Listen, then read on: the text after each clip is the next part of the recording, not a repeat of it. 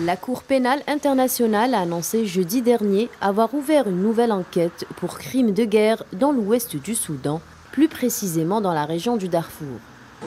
Le procureur de la Cour pénale internationale, Karim Khan, a dévoilé un rapport au Conseil de sécurité des Nations Unies, alors que le Soudan vit depuis quelques mois une crise conflictuelle en raison d'un bras de fer entre l'armée du pays et les forces du soutien rapide.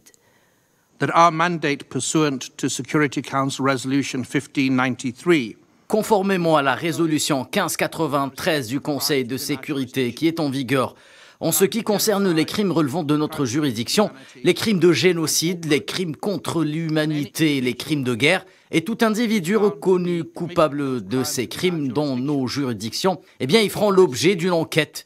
Et en fonction des évaluations des juges indépendants de la CPI, nous mettrons tout en œuvre et ne ménagerons aucun effort pour garantir qu'ils soient tenus responsables dans le cadre de procès équitables et indépendants. Au Darfour, environ 300 000 personnes sont décédées depuis le début de la guerre civile. Selon l'ONU, en juin dernier, au moins 87 corps ont été enterrés dans une fosse commune dans cette région, des crimes attribués par l'ONU aux forces paramilitaires et leurs alliés.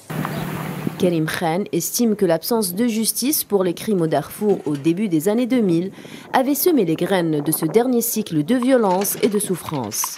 Selon le rapport, il y avait une détérioration encore plus importante de la coopération des autorités soudanaises, et ce, bien avant les derniers conflits. Une accusation rejetée jeudi par l'ambassadeur soudanais à l'ONU, Al-Harith Idriss Al-Harith Mohamed, assurant que son gouvernement avait toujours coopéré avec la CPI. À noter que la CPI avait déjà été saisie en 2005 par le Conseil de sécurité sur la situation dans cette région et avait émis un mandat d'arrêt contre l'ancien dirigeant Omar El-Bashir, comprenant des allégations de génocide.